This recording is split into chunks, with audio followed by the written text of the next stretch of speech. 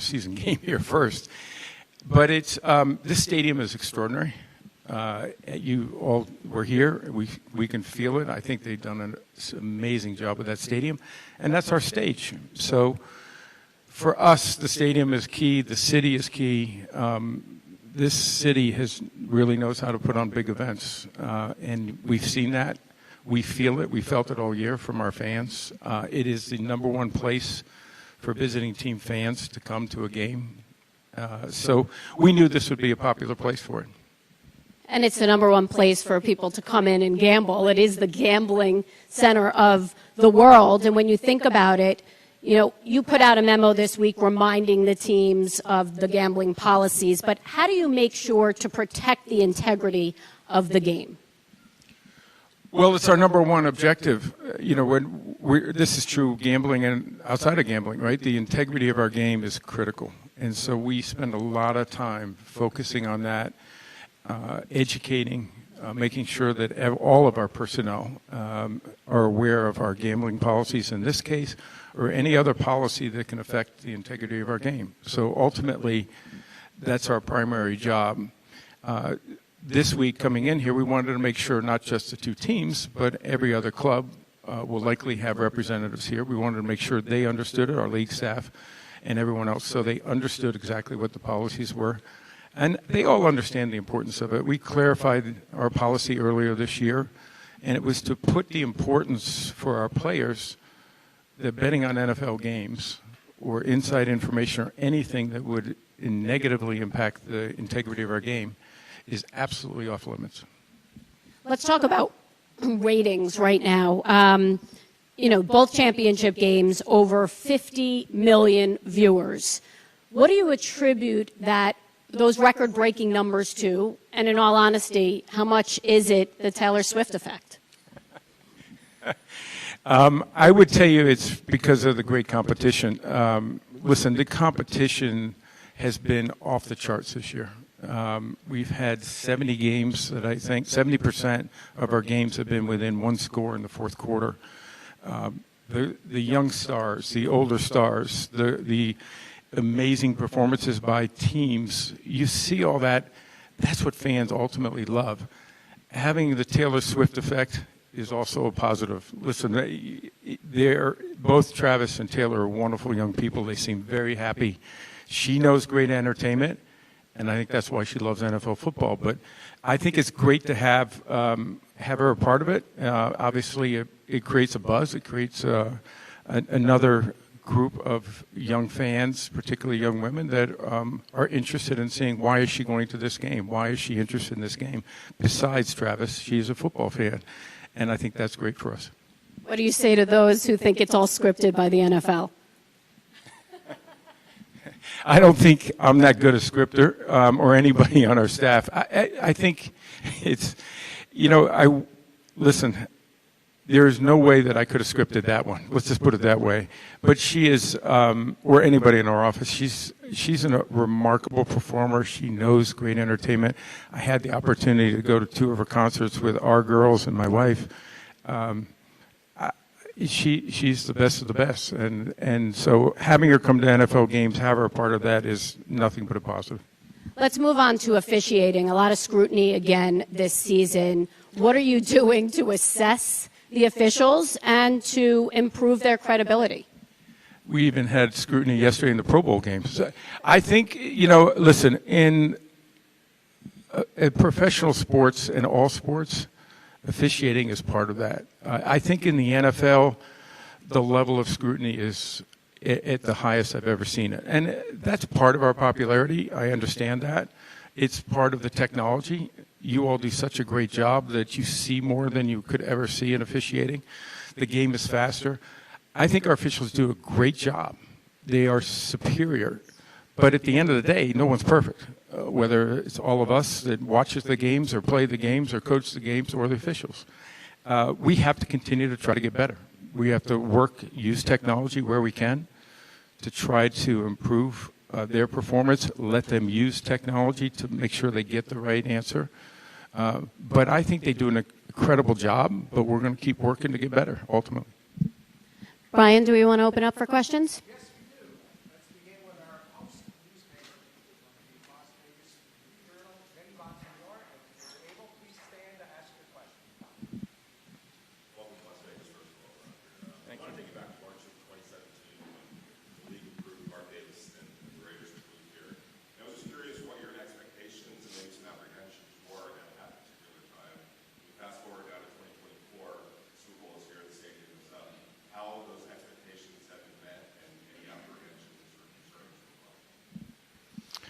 I think you've exceeded all expectations on every level. I think the stadium is extraordinary. I think the fan support here is nothing short of a miracle and positive. There's so many fans that like to come in from out of town here. I couldn't think of a negative thing about it. I think Las Vegas has also done an extraordinary job with this city, with the ability to host these big events, the ability to attract people here for a lot more than what people used to. People used to say this was just a gambling town. This is an entertainment town. This is a sports town. It's an event town. We're seeing that in the Super Bowl.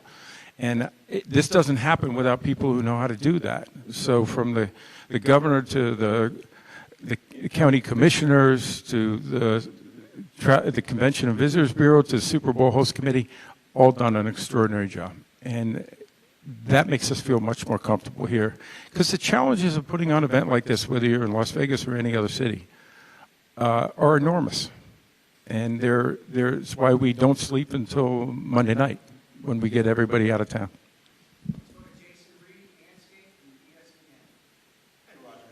Good, Jason. The league has been very intentional about addressing increased hiring. And the last few cycles have seen games on two presidents, general managers, and this one with head coaches. So how do you feel about that? Because I asked you about this in Dallas, and obviously that's the trend that's run. But also, what do you think about the fact that it appears you won't have any black offensive coordinators coming up in this season? Yeah, Jason, I'd say the same thing I said to you all last year and the year before. We still have a lot of work to do. We are not satisfied where we are. We think that diversity is very good for us as a league. It's made us better. It gives opportunities to talented people. I think the hiring cycle was obviously encouraging from the head coaching standpoint. As you point out, we don't look at this just in the coaching level or offensive coordinators. We look at this across the board. We look at this from coaching to ownership to presidents to general managers, and we've seen extraordinary progress in all of that. And that's the effort that we've had with our clubs. I give our clubs tremendous credit. I think the process that they went through in the hiring cycle for coaches and general managers this year was very thorough, very professional. I think the delay by 1 week gave teams a chance to do that, because I don't think people think about our hiring cycle. Every one of those teams is competing against somebody else and another team. And sometimes you get in that rush. I don't think people felt that. I think people took the time. They understood the candidates. They did an excellent job of interviewing them. We had panels, we had education. I think the accelerator program, I think all the things that were done by the clubs over the last several years paid dividends, and we'll continue that.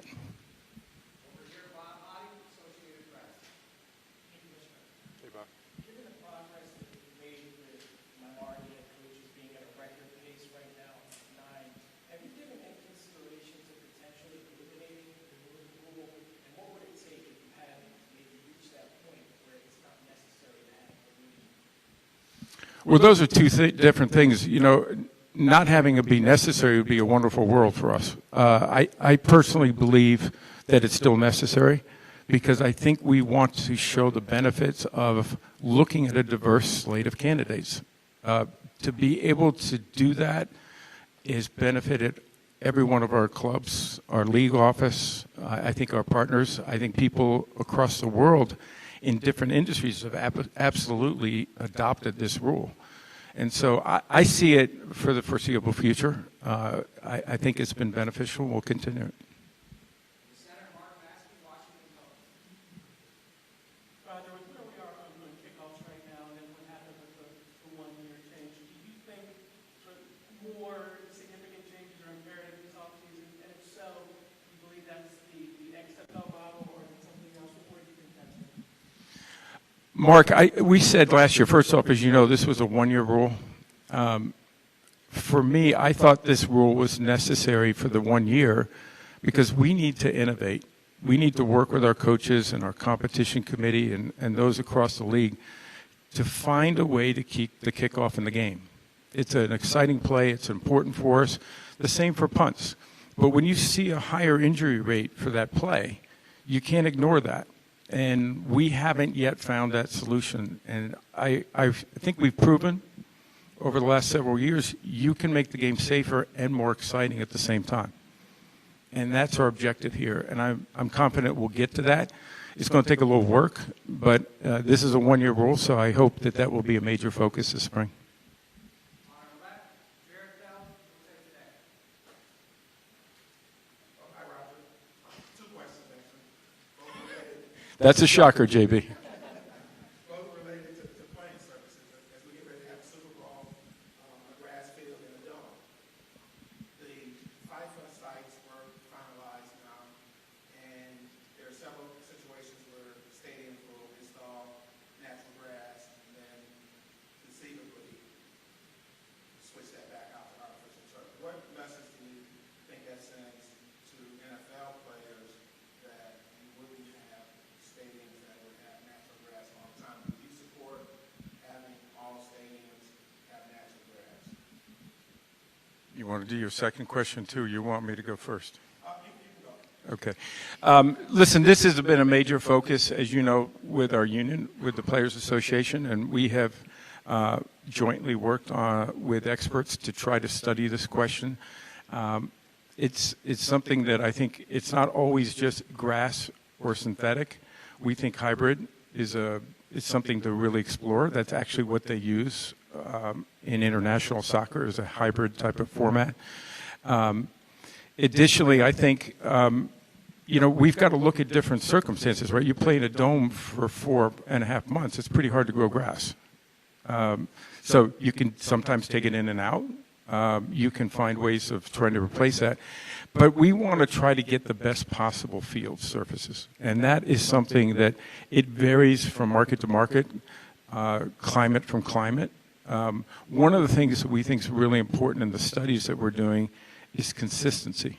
And when I say consistency, it's not just on the entire playing surface, but it's consistency of what players are playing on during the week leading up to the game, what they're practicing on, and what they play on. And that consistency is really important according to our engineers and our experts. So we're looking at that with the Players Association and hope we can find better solutions and continue that focus.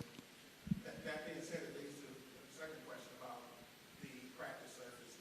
There are reports that 49ers players and staff are not happy with the practice field at UNLV. Are there alternatives being worked on as we speak now that maybe You mean the natural grass surface that we put down? Is that to go to your first question?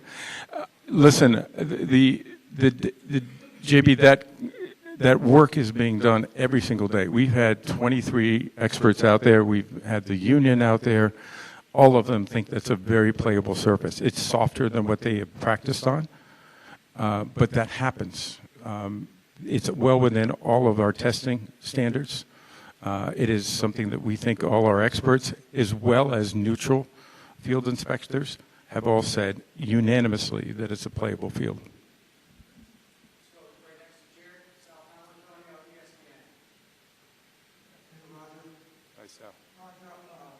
Anna Isaacson, the VP for Social Responsibility, quoted in the New York Times today. I'm going to read it. We're in this business now talking about gambling. What can we do to make sure that we're not causing undue additional harm? What additional harm is she talking about? How much of a priority is this for you? And what message do you send to folks out there who say it's too late now? Well, I don't know. The first time I've heard that quote was when you just read it. So I can't speak for Anna on that case. I certainly would ask her to be able to expand on that. But I think the harm is potentially to two things: the game itself, that we talked about before, the integrity of the game. We want to make sure it doesn't harm the game. That people, when they're watching an NFL game, they know the action on the field is genuine and without any outside influence. Number one, and that's 1, 2, and 3. I think the other one is the work that Anna spends an awful lot of time on, which is responsible gambling. We are the only league to do our own spots on responsible gambling to make sure our fans understand the dangers of irresponsible gambling And we also ask our partners. And one of the things that we've worked with our partners, particularly in the gambling space, is what information, how can they help educate us and our fans? How can they give us information that will allow us to make sure we're treating our fans properly, giving them the opportunities to engage safely, responsibly, but also protect our game?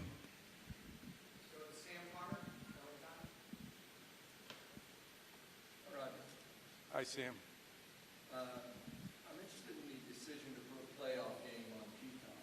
A lot of fans were upset about that. The playoff game being behind the paywall, I'm sure that pushed out was not surprising to the league. And I wonder if that's the price of progress and innovation for the NFL, and what the plans are, if there's an expanded plan for streaming games next season. Well, Sam, I think you first have to back up a little bit and sort of understand where the media landscape is going. It's changing faster and deeper. Consumers are moving off of paid television services and going into digital streaming services and platforms. And we as the NFL have to be able to reach our fans there. One of the most positive things about the Peacock game was not just the fact that it outdrew the broadcast audience a year earlier in the same window. So people went there, experienced it. It worked technically in an incredible way, and our partners at Peacock and NBC, we give a lot of credit to them for that. But it also reduced our average age of the audience by almost 10 years. So youth audiences are going to those platforms and those apps, and we have to make sure our content is there. We still have over 90% of our games on free television. No other league, no other sports comes close to that. When we were in the 80s, when we moved to ESPN and we went behind to pay TV, it was the same outcry. But what we did is we created a platform that fans can engage with, have access to, that is actually beneficial to the consumers because that's where they are. We have to fish where the fish are, and we have a lot of consumers that are on those platforms. And Peacock Games showed that. Amazon showed that over the last 2 years. Their ratings were up 24% this year. We saw it with YouTube in our Sunday Ticket package, doubled the number of subscribers. So our fans are on these platforms. Our fans want to access them. The technology is extraordinary. You can do things on some of these platforms that you can't do on a linear platform. So for us, it's part of the future. I don't know where it goes from here, but we're going to continue to reach our fans where they are with the best possible production, the best possible technology. Just to follow up on Sam, I get the question often lately, could we see a streaming Super Bowl in the future? Certainly not in my time. I still believe, and even on some of the pay services, listen, one of the secrets of our success is we are really committed to broadcast television. As I said, 90% of our games are on broadcast and free over-the-air television. I think it's the reason why you will see over 200 million people watch this game here in the United States, because it's on broadcast television and the broadest possible platform. And our credit to CBS, they've built a great platform for us. But there's also a digital stream of Paramount Plus. And we want to support that because there are some fans that are watching on Paramount Plus a lot. So I think it's, again, we'll see Super Bowl continue to be on the broadest platform. I think we'll continue to see the NFL on the broadest possible platform. 23 million people watch that wild card game. Roger, I'm going to try and do a two-part question. So as you reflect on this season, what's your thoughts on the continued growth of the league internationally? And of course, we know Brazil is going to be a new venue in 2024. We know the venue, the site of that game. Are there any further developments with regards to the Brazil game? Well, Neil, you know this because I speak to you when I get over to London and Germany every year, and we are just incredibly enthusiastic about our growth on a global basis. We are convinced we can be a global sport in the near future. Our ownership has committed to allow more games to be played on an annual basis, on a global basis. We are excited about the fans' reaction, our media partners. I think this is a great opportunity for the league, and we are committed to making it a global sport. You mentioned Brazil. Brazil is new for us this year. We are incredibly excited. We're going to do it on our kickoff weekend, which is an unusual approach and different than we've ever done. We actually are going to play it on Friday night of our kickoff weekend. So we'll have Thursday night as our kickoff game. Friday night we'll come back from Brazil in São Paulo. The Philadelphia Eagles will be the host team in São Paulo. And then we'll come back with Sunday night and Monday night, and obviously a great group of games on Sunday afternoon with our two partners. So we think this is giving us an ability to access more fans, not just here in the States, but on a global basis. And I think it's going to be a huge hit. We're excited. Could you repeat your name? Hi, Jay. First and foremost, the Bears are looking to build a new enclosed stadium in Chicago. How important is that to the league, and could that lead to a Super Bowl? I think it's important to the Chicago Bears, their fans. I think it's also important to that community. I think, as we have seen here, a great stadium can host additional events. I think that's true in Chicago. I think the Dome Stadium that they're talking about, both downtown and also potentially in Arlington, I think those are both great opportunities that they need to explore. The good news is they've got quite a bit of time on their lease. The Bears are committed to being in Chicagoland. I talked to the mayor of Chicago recently. He wants them in the city. Arlington wants it out in Arlington. I think they'll be able to develop a proposal that will be good for the fans, but I also think it'll be great for Chicago.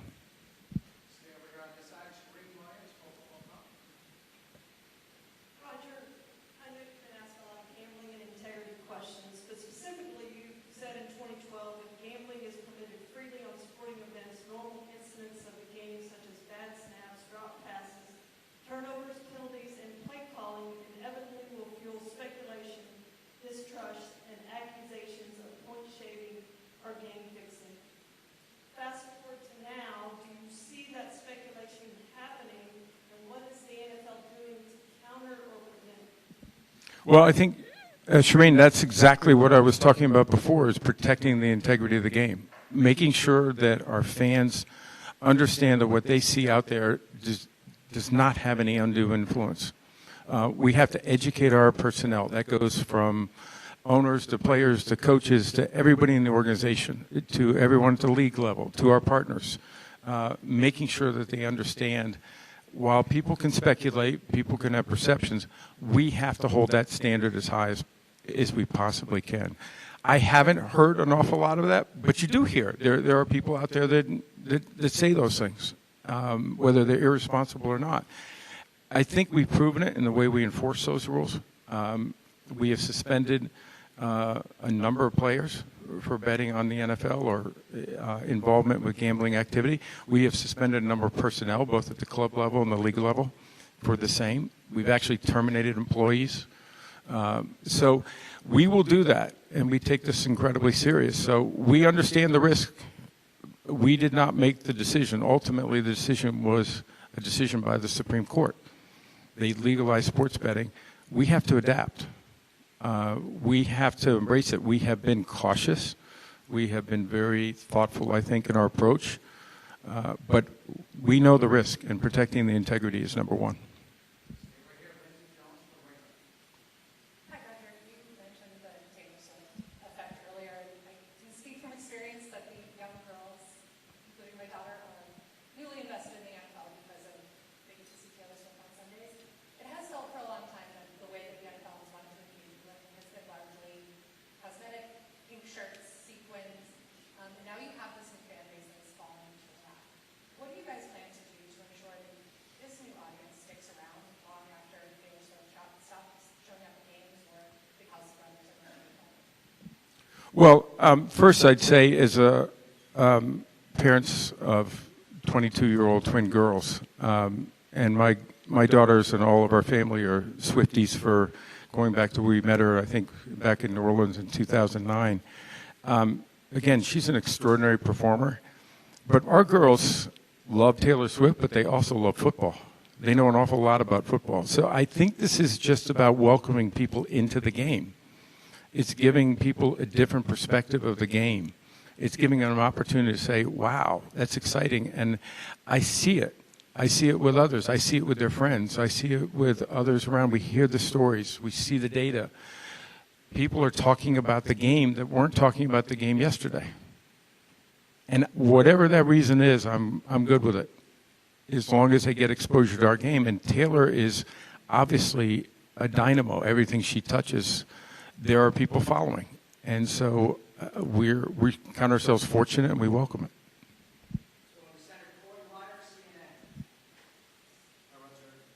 Please continue to place an emphasis on furthering its efforts to make the game as safe as it can be.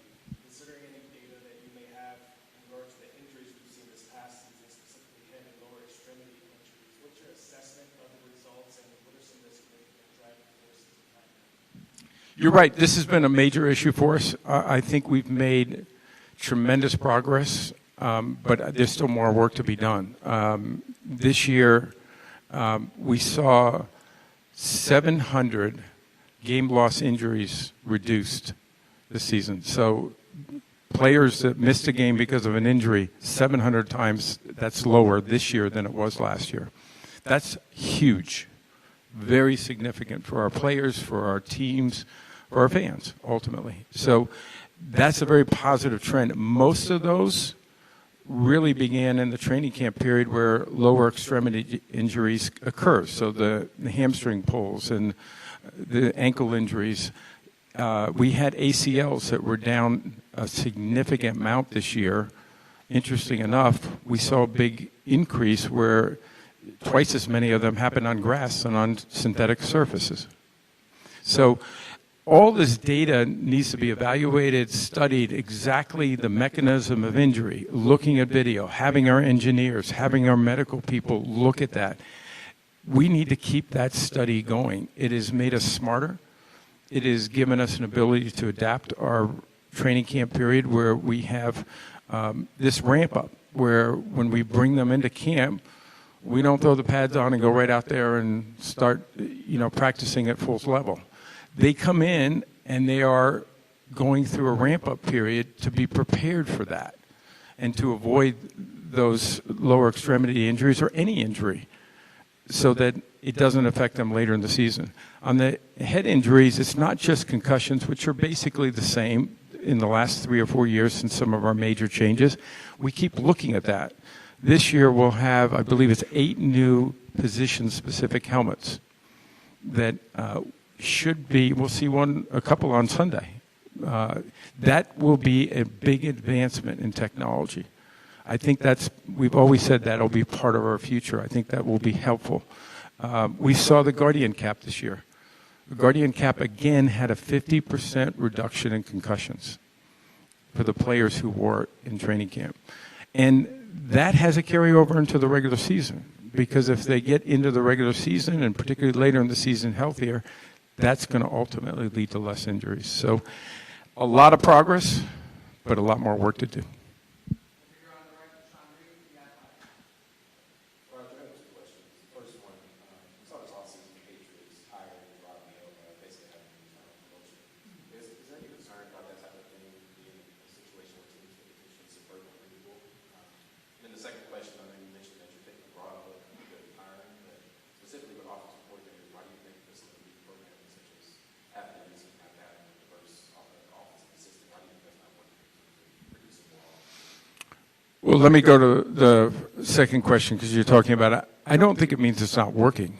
I think these programs take a while. Those offensive assistants are young. They need the ability to have exposure to the experiences, to grow, to be able to get the kind of experience to become offensive coordinators and then head coaches. So I think it's too early to say it's not working. I don't accept that at this stage. Your first part of the question was on the Rooney Rule and the Patriots. I also don't take the same approach that just was done to skirt the Rooney Rule. Robert Kraft made that commitment a year ago in the contract with Gerard Mayo said that if Bill Belichick's not the head coach, you will be the head coach. I think that's smart management. Ultimately, we all want to keep our people, develop our people. He knew that Gerard Mayo was head coaching material. That is, I think, a very positive thing for teams to do. So I don't believe it's skirting the Rooney Rule. I actually believe it's benefiting our players and our coaches to have that kind of stability in our clubs.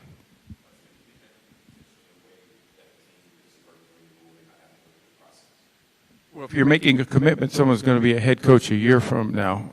I don't think that's proven to be a subversion of that. So I don't see that. If that becomes reality, we'll have to address that. But again, I think there's a really smart approach to be able to develop our own personnel and put them in the positions of being head coaches. That's a good thing, ultimately. And Roger, back to what you said about ensuring the integrity of the game, and you gave the example of that you actually terminated club and league employees for violating gambling policy. We have done league. Clubs do their own terminations. Okay, I know the league does a lot of investigating for that.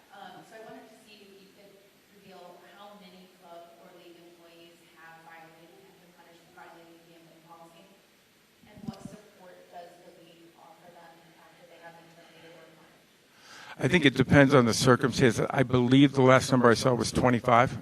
And I think we have roughly 13 players that have been involved with some discipline.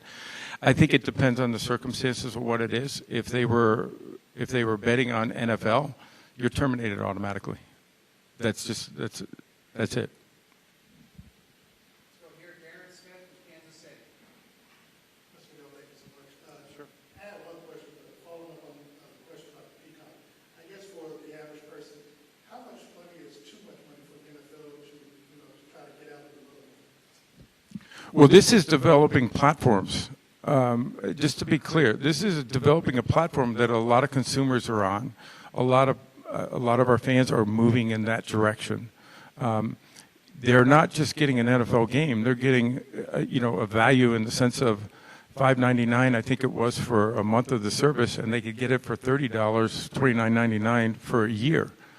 That's entertainment. That's where people are going, right? They're looking for those opportunities to expand on the amount of content they can acquire through these platforms. That's ultimately good for the consumers, but it's important for us to be on those platforms because that's where consumers are, particularly the younger demographic. And also, I know I'm out of Kansas City. I've had to work with the I'm sorry. What? I'm sorry. What? I'm out of Kansas City, so I've had to work with the network one day. But be that as it may, I know that you don't run the NFL media newsroom, but you do run the NFL and they answer to you along with the Turkish lawyers. As of this press conference, the NFL media newsroom is still employs 0 black managers, 0 black copy editors, 0 full-time black employees on the news desk, and the only full-time black employee that Campbell has for the weekend. Now, Mr. Trotter is not here for whatever reason. No less curious to ask you why that is the case. And for we to have 60% African Americans that play the game, I know that you're a man of kindness. How does knowing this sit well with you, after 2 years of being asked this question, why has there not been any change or any hires? Well, I disagree completely with you. There hasn't been any change. I'm happy to get your data and share it with our people and make sure that we get an answer for you. I don't have all the data. I will tell you that the first time ever, 51% of our employees across the league, across the network, across all of our media platforms, not including players, are either people of color or women. First time ever. So progress is being made. And there are areas where we still need to work and still need to improve, whether it's offensive assistants or maybe people in our media newsroom. We will continue to do that and make significant progress as we have. Next one, Ben Fisher, Sports Business Journal. Roger, it's been more than 2.5 years since you said you were looking for a strategic option for NFL media. That deal hasn't happened yet. By most accounts, it's not particularly close. Why specifically do you think that hasn't happened yet? And then do you feel a sense of urgency given all of the changes in the media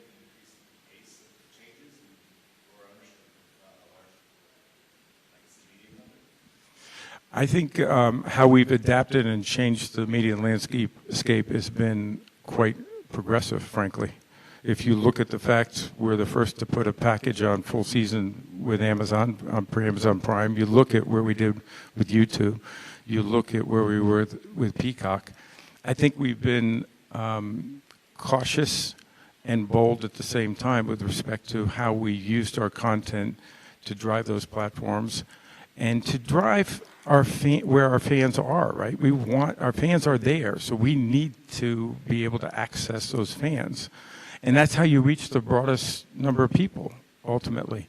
So there's a lot of speculation. I would say not all of it accurate about our various conversations, but our relationship and our discussions with our media partners and non-media partners about the NFL content and how we can use NFL content to reach more fans, I'm very optimistic and positive about. We're not under a time frame. I'm not worried about someone telling me it's been 2 years.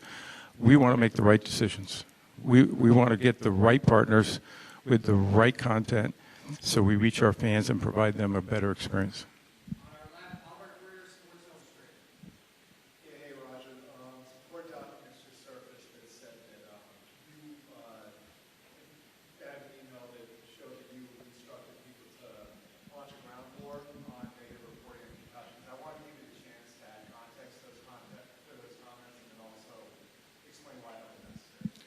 We want reporting that's going to be accurate and it's based on fact and to fully understand what we're doing in the space, understand what is still in dispute in the medical world, and to understand that we're putting significance, tens of millions of dollars, if not hundreds of millions of dollars, into making sure we understand where the medical community is and advancing the medical community in their thinking.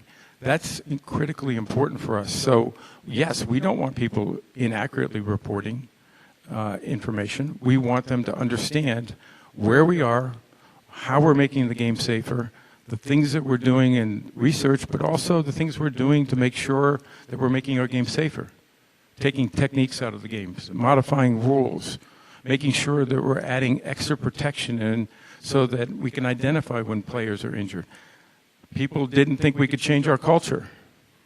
Our players are now raising their hand when they have a concussion, potentially, or when they see somebody else. Our coaches are doing it. Those are all positive moves that are going to make the game safer for our players.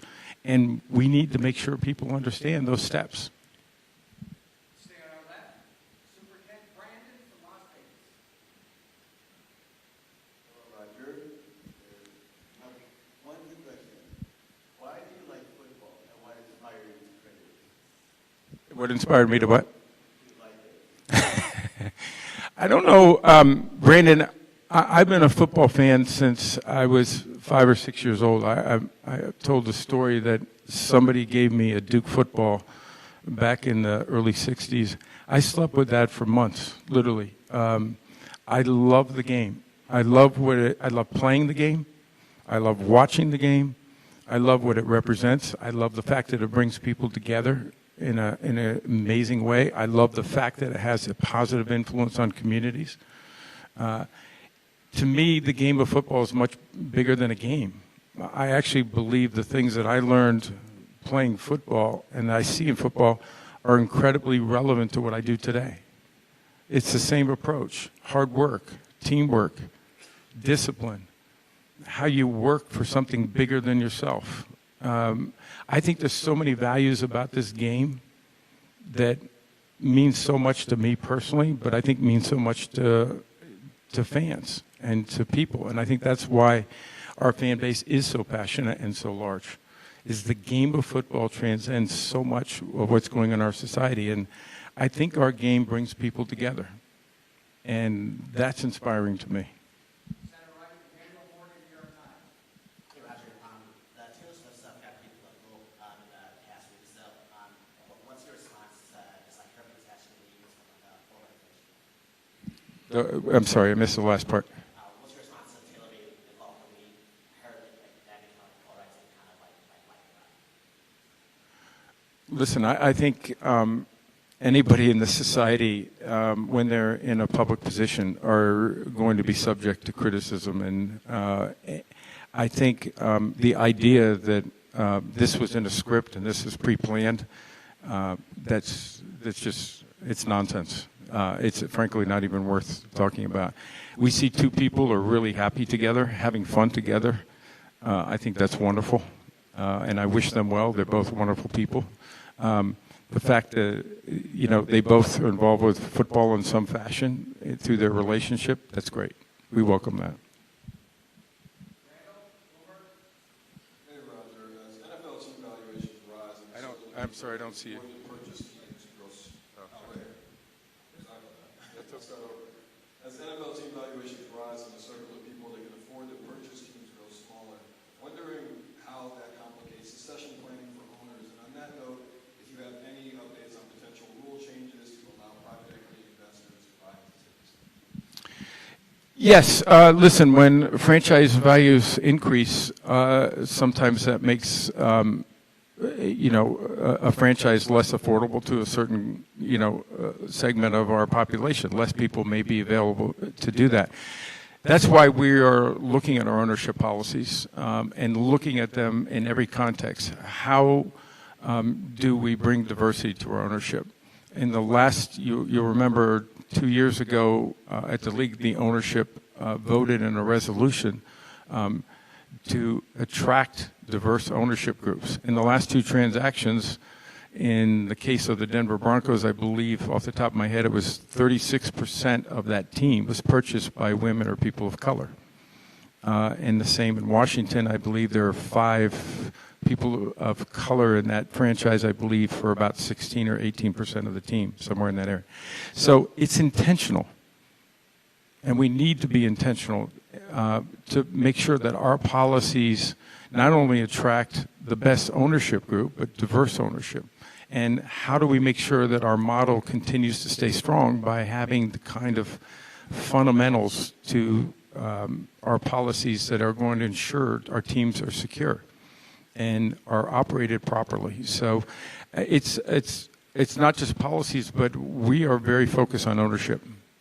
Ownership is a critical ingredient in our success, not just locally, but also at the league level. So, our left, Josina Anderson, CBS. Hi, Roger. How are you doing? Good. How are you?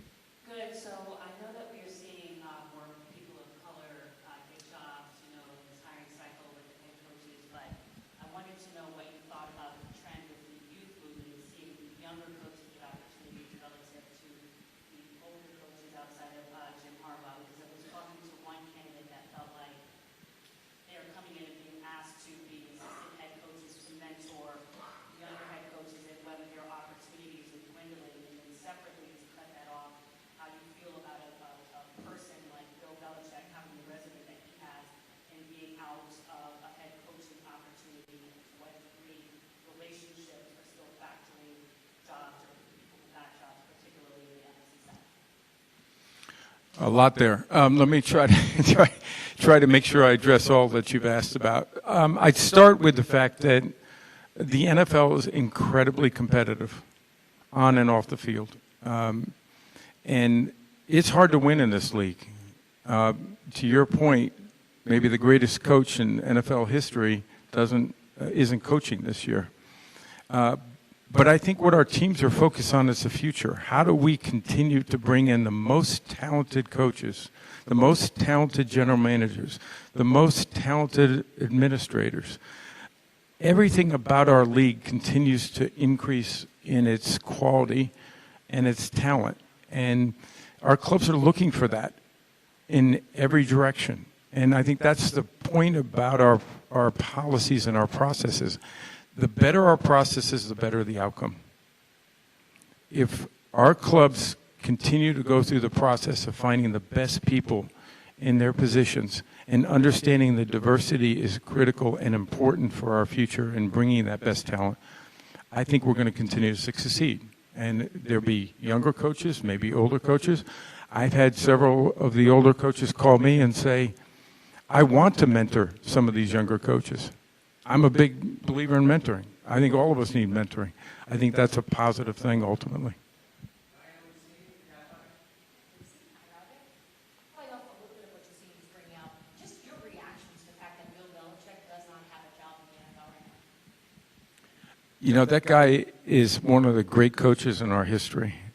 He's extraordinary, and what he's accomplished is amazing to me. And I've talked to him since the end of the season. I think he's done so much for this league. He's changed the game in many ways. He's brought innovation, and I don't think anyone could take anything away from his record, whether he's coaching or not. I think he'll be missed, but I have a feeling that he'll still be around the game somehow. So two more from the room. Mr. Rogan. Hey, Bill, how you doing? Well, so years between 2016 and 2021 were very volatile in terms of players getting a voice, players taking positions, in some cases even pushing the NFL at certain positions. So I'm wondering, with a very contentious political cycle getting ready to come up, would you rather players just kind of stay out of it, or did that 5-year period teach you or give you comfort that voice is good, that you prefer players to have voice? I do prefer our players have voices, and I would tell you that I learned an awful lot from our players, not just during that period of time, but every single day. I get more great suggestions, whether they're texts or calls, from our current players as well as our retired players, that gives me perspective and helps me think about the world differently. We're living in a volatile world. So the one thing that all of our players have gotten behind, our clubs have gotten behind, is NFL votes. We all think it's really important for us to encourage our fans, to encourage our communities, to get out and vote, become educated, understand what's happening in our communities and nationwide when that occurs, and vote. That is the one thing about our democracy that's really important, and our players and our clubs all got behind that issue, and will continue to do that this year. Hey, Judy. Return to officiating. This year, the criticism came not just from fans, but also quite publicly from players and coaches, and they seem particularly concerned with the consistency of officiating across the league. Are you comfortable yourself with the level of consistency across the league, and that the league is doing everything that can be done to improve it? I will never say that we're doing everything, because we're going to keep looking for new things to do. But consistency is the number one thing you want in officiating, no doubt about it. But, Judy, you mentioned things about some of the criticism, but let's go back to that Kansas City-Buffalo game. It's a very good example of the scrutiny and the position our officials are in. That was absolutely the right call. I don't think there's anybody in this room who would say it was not the right call. The official made that call correctly. There was criticism of that. That was unfounded. If they had not called that play, think of the criticism would have come from Buffalo. So even when the official gets it right, there's criticism. So while we're always going to try to get better, I think people have to understand to some extent how these officials are put in that position.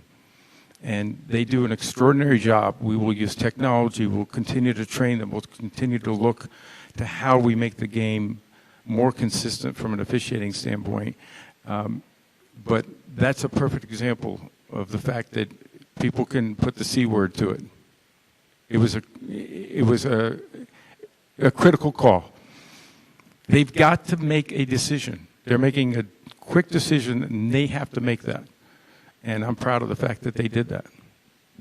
Roger, before we wrap up, I thought maybe this question would be asked, but in terms of diversity, how do you ensure more women are given opportunities in the NFL?